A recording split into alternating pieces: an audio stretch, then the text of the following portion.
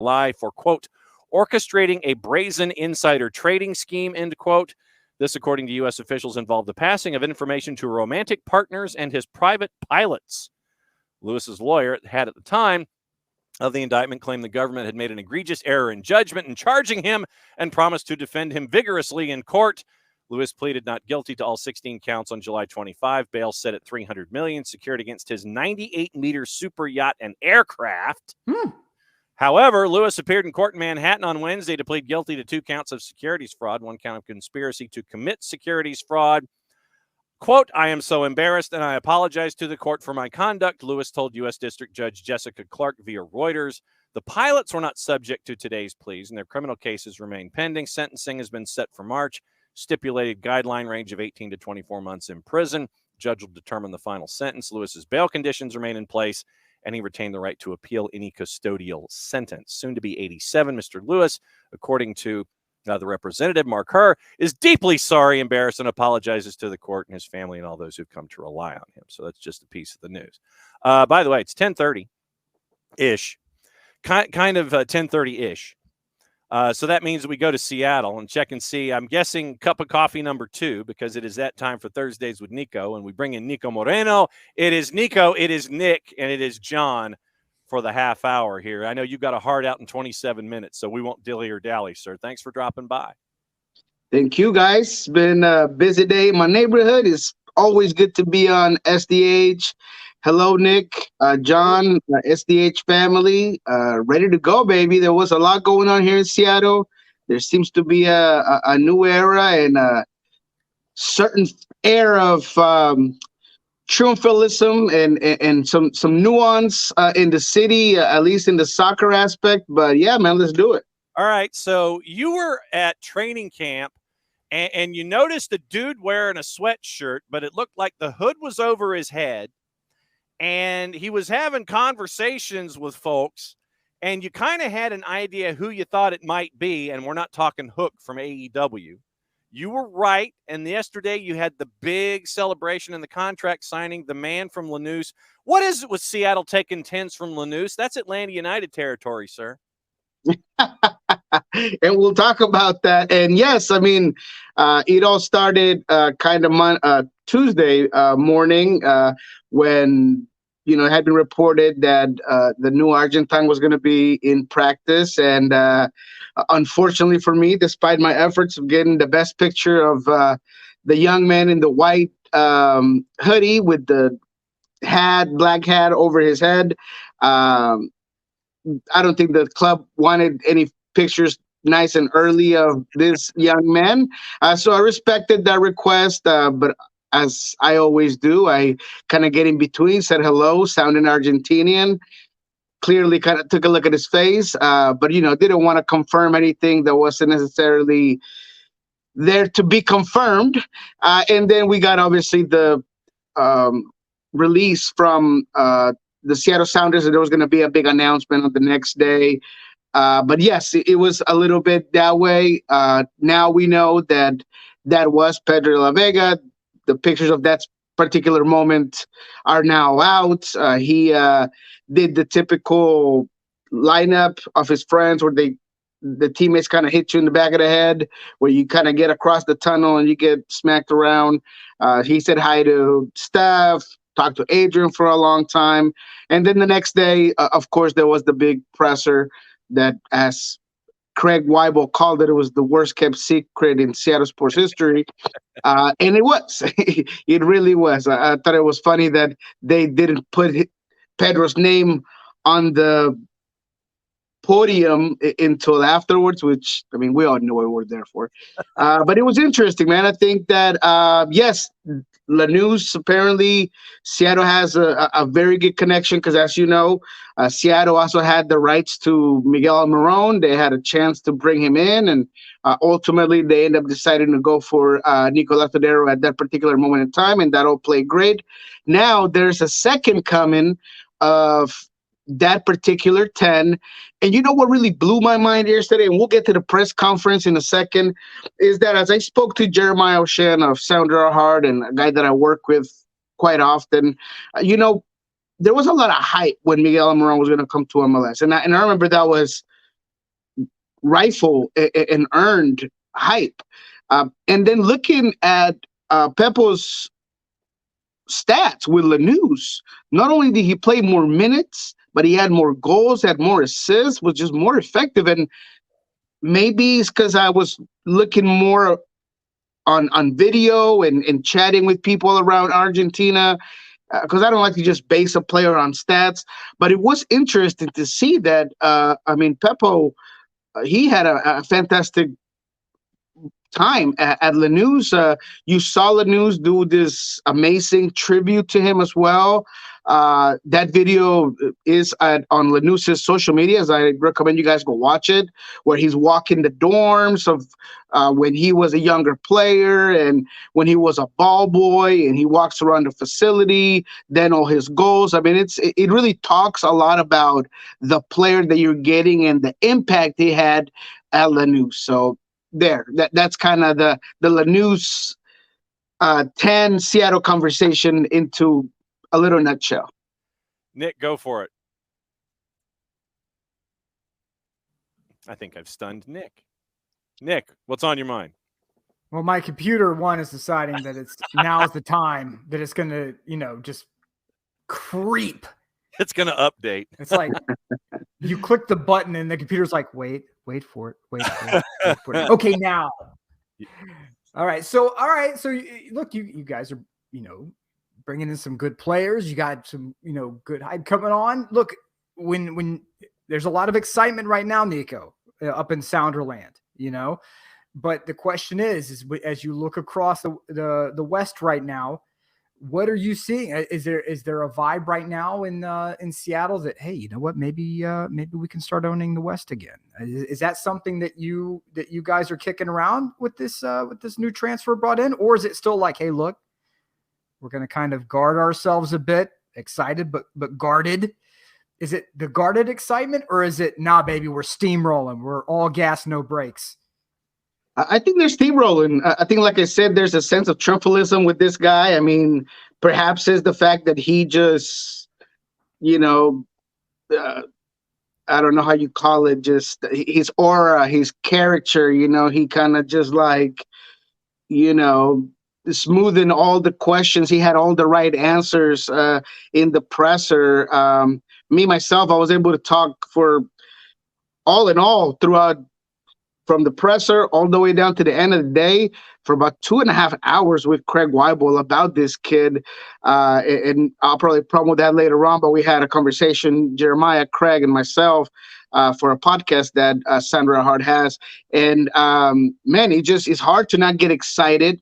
And fans are already getting excited simply off of the confidence that the club, through Brian, through Craig, are projecting, and giving him that number 10 really sets the bar high.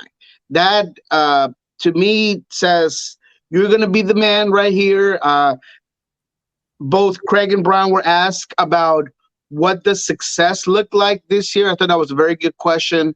And, they talked about results, right? I mean, at the end of the day, you got to get wins. And this guy is coming in, but he's a good player, but he's going to have to kind of prove it on the field.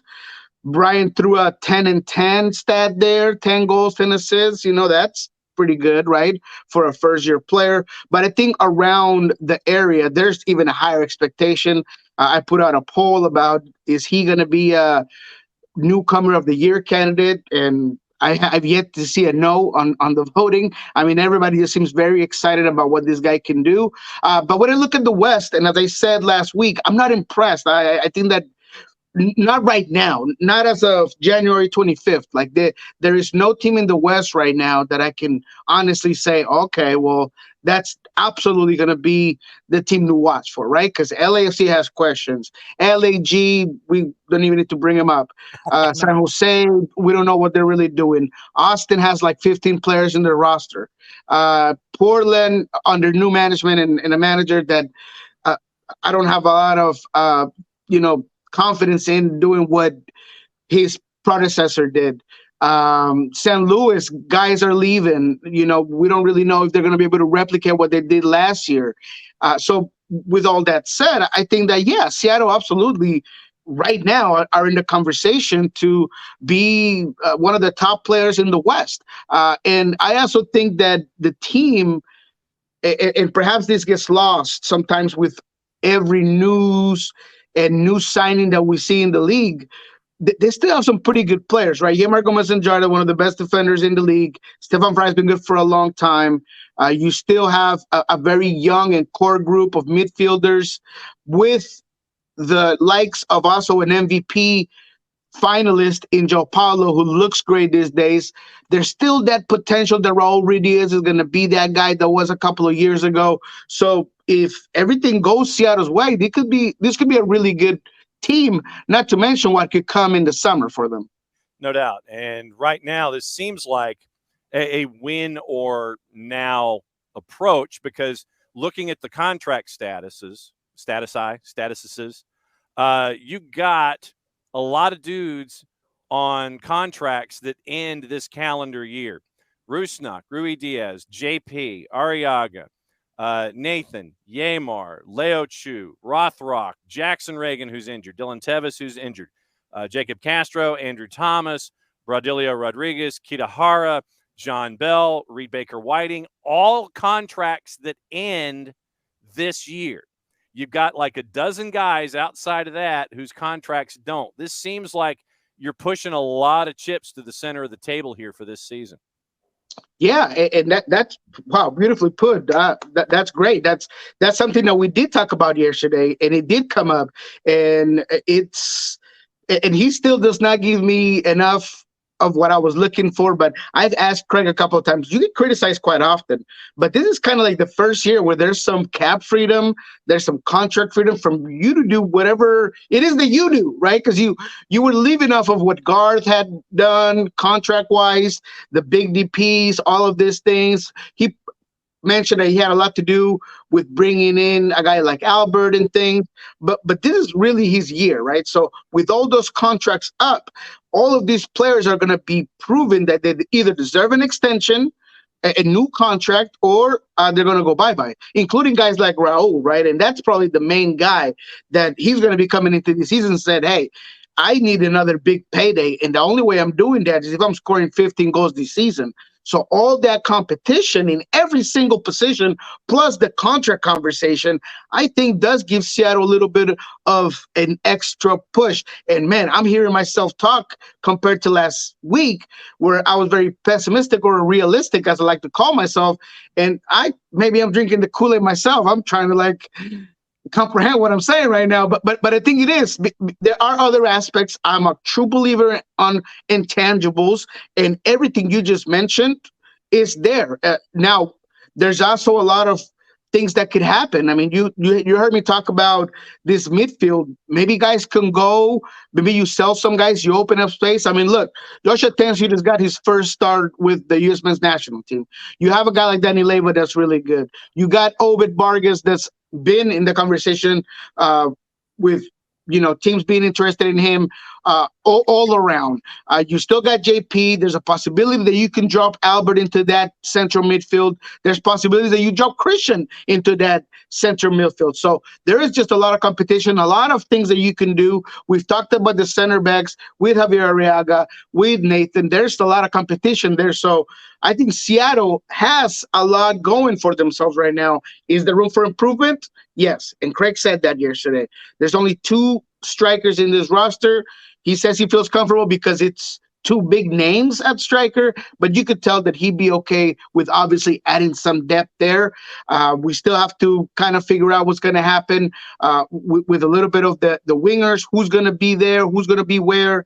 Is Leo Chu for sure going to be your bench player now, or is he going to be able to compete? Competition is good, but at the end of the day, I think Pedro de la Vega, with all the hype, with the number 10, with the money you're paying him, he probably has the inside track on getting a starting position, no matter where it is, whether it's left wing, right wing, at cam, but he's probably going to get a starting position. He's been in all those shots. Niko, 4Card says that you are drunk off the PDV aura. That's well put. That's well put. You got me on that one. Maybe it is, man. Maybe it is. I gotta say, maybe I spent too much time yesterday in Long Acres, because I definitely did. Without a doubt, it was definitely a long morning to noon at Long Acres. But I think you guys are right. I mean, I feel it, and it wasn't until I kind of heard myself talking. Maybe when I see the video later, I'm gonna be like, man, I should have probably like calmed myself a little bit. But I just think that there is definitely in a scenario and potential for this team to be really good. Now that could all come crashing down if reality hits. And I've talked about the learning curve to MLS. I've talked about certain positions that you can still kind of figure out. And is there going to be a formation change? What are the wrinkles that Brian's talking about? So yeah, maybe reality hits. But right now, I'm definitely drinking the Kool-Aid. I'll admit that. Well, no, there's nothing wrong with that, though. There's nothing. This is the time of year when, if there's even the slightest bit of hope, you gotta with both hands, man. You gotta like hold fast, grab a hold of that hope and hold fast. There's nothing wrong with drinking the Kool-Aid this time of year, Niko. Yeah, no, man, I agree. And again, another thing that Craig mentioned yesterday was the fact that, look, he heard all season that this team wasn't good enough. He heard all season that he didn't know how to do his job because he couldn't get anybody, even though he explained several times that there was no cap to do absolutely anything with. And this team still got pretty far, and this team could have won that game against LAFC, and they probably should have. I mean, they created a lot of opportunities. They were there, just couldn't put the ball in the back of the net. It was a great goalkeeping performance, as Craig put it, and that's true. I mean, they got very far. They were top of the West. So is it ludicrous for me to sit here and tell you that they're going to be a top 3 team in the Western Conference? No, I don't think so. You're right. Thank you, Nick. I appreciate that. Hey, man, I'm fully supportive of hope and all that. And yes, Alex brings up an excellent point. Guys, there is literally something wrong with drinking the Kool-Aid. Yes, there is. Yes. Jonestown was real. Yes, that's why we don't reference those kinds of things or mention that gentleman in his first name. All right, so Western Conference. And we had 2 other teams that we were talking about that are raising the collective soccer down here eyebrow, and we're scratching our heads. But actually, tell you what, let me bookmark LAFC and Minnesota for a second. The Jesus Ferreira almost transfer, $13 million. I mean, and literally, you read, and I read the article as it was put out by Tom Bogert. FC Dallas, and Jesus Ferreira had agreed to a $13 million sale price for the striker. And you're sitting there, you read that, you're like, cool, fantastic. Second sentence involves Spartak Moscow. And the league steps in at the last second and goes like, bruh, what are you thinking? Literally, and like I said, I know that the league doesn't sit there on a daily basis and put their arm around the shoulder of whomever, but how do you in this day and age deal with a Russian Premier League side knowing what's going on this planet? How does it get to this point? I think, unfortunately, sometimes, cream, cash runs everything around me, right? And you kind of see that amount of money and you get lost within it. I understand where that type of headline and the way it's presented could give some bad press and reference to MLS, because everybody's thinking, oh, that's what's wrong with MLS is salary cap and the fact that all the owners are all together and that the league makes decisions and the league brought Messi and everybody had to be okay. And now they're rejecting a bid that could have put this guy in Europe. But at the end of the day, it's about what you said. I mean, you got to look beyond the money. You got to look beyond where this kid is going and the potential of his growth as a player and what could potentially put him elsewhere, rather than having like a Fabian Castillo effect where you put him in the Turkish league where he didn't do well and everything surrounding him and the atmosphere and the everyday living just kind of handicap his career. So Jesus Ferreira may not come home. I mean, literally, he could be stuck there, never coming home. Yeah. What are you thinking, FC Dallas? No, it's Absolutely. not FC Dallas. It's not FC Dallas though. Like that's the thing is that I a club. Here's the thing: people get stuck in routine. People get stuck in routine, and they say, "Okay, there's a transfer. This is how we handle the transfer. We're going to go by the book. Check box 1, check box 2, check box 3." You don't factor in variables that, like, oh my God, I didn't even think of a potential, European conflict. That hadn't even entered my mind. Or, oh yeah, that is a totalitarian regime. Who would have thought? You just see like, we're going to check the boxes. We're just checking boxes. And it sounds to me like some lawyer at MLS headquarters was like, hey guys, this, I don't think we're allowed to do this. And then they put the brakes on it, like, I wonder if it would have been different if it was Dynamo Kiev that sent the offer. I mean, it's like, but you're still dealing with Russia right now in a global conflict. But people don't. I know. I agree 100%. Yeah, most people in their jobs, they shut off part of their brain and they just check the boxes. Okay, all right, check box 1, check box 2, check box 3. Okay, all right. The player gave the okay. Yeah, player gave the okay. Vaya con Dios, bro. I mean, so so I don't know what to tell you. And then somebody comes in and goes, I don't think this is going to work. And how would we be received if we did you this? Won't. But so this is very different, man. I'm just saying that it's a different world, and sometimes people have to have checks and balances in place, and that's why we have lawyers. Yeah, and if we go to the soccer part, I mean, quite honestly, Dallas doesn't have enough to not be without Jesus Ferreira at this point anyways. I don't really know what a replacement would look like for that team right now. So aside from the head explosion on the more important things that's life and everything that goes around it in our current worldwide situation, but in the soccer aspect, I mean, Dallas is the head scratcher, period, in terms of a roster, in terms of where they're going, what they're attempting to do. So, man, just poor Dallas. No doubt. Nick, what else is on your mind? 5 more minutes with Niko. Niko, I may be making my way to the Pacific Northwest in March, so I'll have to get in touch with you, and we can sit down and share a brew and talk about all things soccer in America. Oh, man, absolutely, man. Please let me know when you are. I love to host my guys from Atlanta. Last time I only got to say hi, but I would love to just sit down, have a beer, hang out a little bit, maybe go down to Pike Place, get some pierogies or something. But yeah, man, I'm more than happy to host you here in Seattle. I think it's going to be a fun season, and yeah, I'm excited. Yeah, absolutely. Let's do it. All right, LAFC. Let's get into LAFC here for a second. I think they only have like 8 dudes on their roster right now.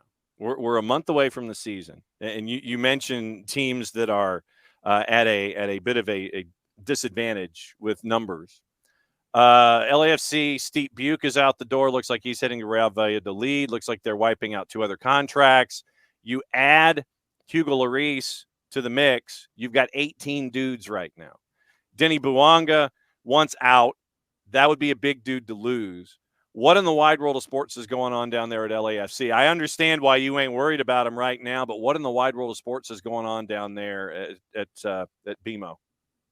I just think that there's a high level of overconfidence, and that overconfidence has not resulted in necessarily negative results and terrible seasons, because although not as in your face, when Chicho Arango left and there were movements made to a team that had reached the final, you kind of scratch your head and you're like, okay, what are we doing here?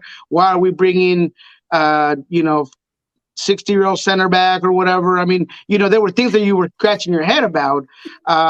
So I think now, with the arrival of Lloris for that amount that he did, there's got to be other moves already in line with what they are trying to get. I really think that Dennis Bouanga's more of I don't want to call it a tantrum, but just a business decision to create some mayhem so you can get more money. That's literally it. You guys heard me say here, and it came true. There's not enough European teams ready to pay what Denis Bouanga believes he can get paid, or what LAFC would consider even letting a guy that just did what he did last season for. There's just not that many European teams that are willing to take that risk on a guy like Bouanga. No disrespect to him, but it's just kind of the way things work out. So because of that, I have no doubt, and I'm confident that he'll be with LAFC, and that LAFC will probably have to come out of pocket and say, hey, yeah, I get what you're trying to do here, but calm down, score more goals. You're kind of the it guy for us, and then they'll kind of build around. But there are a lot of question marks about Carlos Vela, what's going to happen with the 9, how you're going to replace Palacios, who was huge for this team. I think you need someone to either replace or be there on the spot for Ilie Sanchez. I thought he looked in one leg at times last season. So there's just a lot happening there. But again, when you have that reach, when you have that group, and you feel like, hey, I could just write a check and go get the guys that I want, maybe there's not that sense of urgency. But to the common people around the soccer world, you start thinking, well, maybe you should have a team already ready to go into the season. But I think that's what it is. It's confidence in what they do, confidence in Torrington, confidence in the fact that they have all the shiny lights around this club that at any point can bring a guy like Lloris or whoever from Europe. And that's probably why they have more urgency to bring guys in. All right, what's going on? I know we were up against it with you, and you got stuff to do out there on the West Coast. What's going on in the universe of Niko these days? Yes, sir. So a big one here before I go. We have a podcast dropping already. It should be a Sounder Out Hard conversation with Jeremiah O'Shea, myself, and Craig Waibel. Man, it was amazing. It was good. We could have probably talked another 2 hours, but we talk all things Pedro de la Vega. We talk about the new philosophy within the Sounders. I mean, the pressure on Craig. I mean, that's a real good one. So go ahead and check that out. We have Soccer Bar here in about an hour, unless I'm unable to be there because I have a very busy schedule today. But please go ahead and check that out. And in Pulso Sports, of course, we got the entire Pepo conference. We have a conversation outside of that first press conference with Craig Waibel and Brian Smetzer. So go ahead and check out Pulso Sports, guys. And it sounds like the boss needs to be taken outside for a bit of a pit stop before you do anything, because I heard that in the background, my friend. Yes, he's right here. So I'm going to go ahead and take him out. Really appreciate you guys. Good times, man. So, and I'll be waiting for you, Nick, and John. Hopefully one day I'll get to see you out here. I got to make the trip down there, but it's tough when you got a lot of things going on here in the Northwest. But have a good one, guys. I'll see you. Be good. Later. That is Niko. Niko's out the door. He's got a busy day. He has to make sure that the boss goes 10-100 before he even leaves the house. Mm-hmm. And he's got to get that done. Let's see. Any other odds and ends really quickly? UEFA chief Zvonimir Boban has resigned as chief in protest of UEFA over Sefrin's plan to extend his presidency. Former AC Milan and Croatia, the Croatia star has quit as UEFA's chief of football in protest over a controversial plan to let the governing body president, Alexander Sefrin, extend his reign to 2031. First elected as president in 2016. Three-term limit was one of the things that he brought in as one of his changes when Sefrin wanted to be the head. But now it was confirmed at a meeting of the executive committee in Hamburg last month. Sefrin now believes any terms started before 2017 should not count towards the limit, a change that would enable him to continue until 2031. Not a lot of fans. UEFA Treasurer David Gill voiced his concern during the meeting that the change would not be within the spirit of the rules. The former Man U chief exec is not considering his position. Boban has decided, I'm out the door. So Boban is not happy with Sefrin. So Boban finished his statement by saying it would go against all the principles and values he stands for if he tacitly backs the amendment to the rules, and adds he thinks he's not trying to be some sort of hero, especially as I am not alone in my thinking here. So Boban out, Sefrin looking to hang in his position until 2031. and we will see what happens there. If you have not read it, there is a bit of a deep dive into everything going on right now in Ghanaian national team stuff. Chris Hughton was fired after they didn't make it out of the group stage at AFCON, which continues to be just crazy, stupid, nuts. And you can watch that on any possible platform attached to our friends at Fanatis on the BNs, and it's there, and you can catch up with that. FC Dallas has re-signed defender Amit Korsha. Colorado Rapids have signed and loaned out Remy Cabral. We talked about Carlos Harvey, and we briefly mentioned center back Lorenzo De La Valle, signed by LAFC. Niko Joaquini to Como, 1907, from all caps. That happened yesterday as well. Nick, let me go through what to watch and where to watch it before we go through final thoughts. And then we'll go after it on a Friday, and we'll get you ready for the weekend and talk about Birmingham, talk about Atlanta, talk about expectations, all those kinds of things. Group play ends in the Asian Cup this morning. Turkish Super League, Galatasaray and Istanbulspor is at noon, a simulcast on Beat on Espanol. Once again, fanatisfntz.co/soccer down here. Fox Deportes Mexican Liga MX Femenil, doubleheader at 8 and 10 on Fox Deportes. DAZN USA, doubleheader in Women's Champions League, doubleheader at 12:45, doubleheader at 3 o'clock. On the Plus, Belgian Cup at 2:30 involving Anderlecht, fourth round of the FA Cup at 2:45, Bournemouth and Swansea. Copa del Rey quarters, Atletico Madrid and Sevilla at 3. Paramount, you missed Jordan, Bahrain, South Korea, and Malaysia, but Kyrgyzstan, Oman, and Saudi Arabia and Thailand are in the second half, and you can catch those once we go off the air. Nick, final thoughts on a Thursday? Well, my final thought is basically if you are excited and happy about the season that's coming up for your team, understand that it's perfectly okay. Don't let anyone bring you down because you're allowed to be excited, okay? There will be plenty of time to be brought back down to earth. There's plenty of time for that to happen. Now is not that time. You be excited, damn it. If you want to be happy and out there, you be happy and out there, man.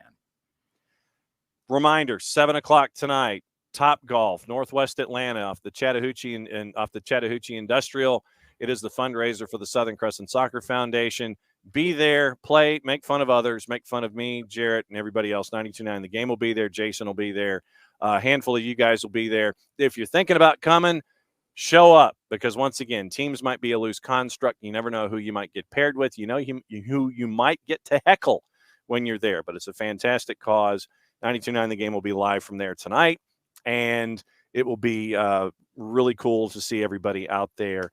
Remember, it is covered, so if you bring yourself, you won't have to worry about getting wet, except going from the parking lot to the car. Reminder once again, the Marshall Islands scarves, keep an eye on the Marshall Islands Soccer Federation website, but they will be $32 plus shipping and handling unless it's local, and the Abstermobile will take care of all of that, helping out our friends from the Marshall Islands Soccer Federation as they try to do stuff, and a lot of stuff here in 2024, especially up in the Four Corners in October. So, Nick, I believe that is it. So send us home. Until next time, everybody, please know that we are so grateful for all of your involvement with the SDH universe, and know that we are very, very appreciative. We love you. We'll talk to you again very, very soon. Until next time, everyone, mucha, mucha euro, y'all. Play it safe, everybody. Mucha plata. End of the show. That means we get to do this.